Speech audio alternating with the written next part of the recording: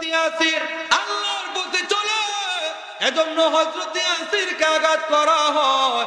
ও বৃদ্ধ বাবা, নওজোয়ান যুবক ভাই, পর্দারের মা বোনেরা, তুমি নামাজ আদায় করলে, তুমি তাসবিহ তাহলিলের ভিতরে লিপ্ত থাকলে, তোমাকে কেউ মারবে না, তোমাকে ঘর থেকে কেউ গাড় ধাক্কা দিয়ে বের করে দিবে না।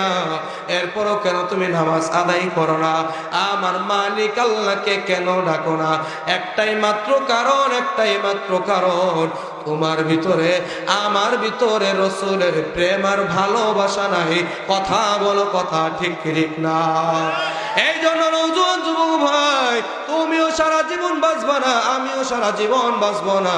এই জন্য ইমানের বাহিরে চলার কোনো সুযোগ নাই নাকি আছে? জোরে কথা কোন, সুযোগ আছে নাকি? না না না, এই জায়গার ভিতরে এমনও মানুষ চলে আসছে যাদের মা কবরে চলে গেছে, বাবাও চলে গেছে, দাদা দাদি পূর্বপুরুষ অনেকেই চলে গেছে। কথা কোন, কথা ঠিক ঠিক না? ওই মা বাবা কবর থেকে দুয়ার আব্দের জানাই রে কলিজা টুকরা সন্তান, ওই মাসপাড়া জামিয়া ইসলামিয়া কওমি মাদ্রাসা ও এতিমখানা কর্তৃকায় যে ওয়াজ মাহফিলের আয়োজন করা হয়, ওরে আমার কলিজা টুকরা সন্তান শুনিয়া নে, আমি মা কিন্তু কবরের ঘরে ভালো নেই, আমি বাবা কিন্তু অন্ধকার কবরের ভিতরে ভালো নাই রে সন্তান।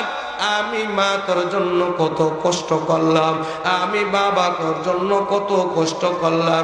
ওরে আমার কলিজা টুকরা সন্তান, আমি মার কবরে জাহান্নামের আগুন দাউ দাউ দাউ দাউ করিয়া জ্বলে, আমি বাবার কবরে জাহান্নামের আগুন দাউ দাউ দাউ দাউ করিয়া জ্বলে। ওরে কলিজার টুকরা সন্তান, পৃথিবীর ভিতরে যত জায়গায় যাও, যত মানুষের সাথে তোমার দেখা সাক্ষাৎ হোক না কেন, আমি মায়ের মতো দরদি আর কাউকে ভাবি না, আমি বাবার মতো দরদি আর কাউকে ভাবি না। কথা কোন, কথা ঠিক ঠিক না?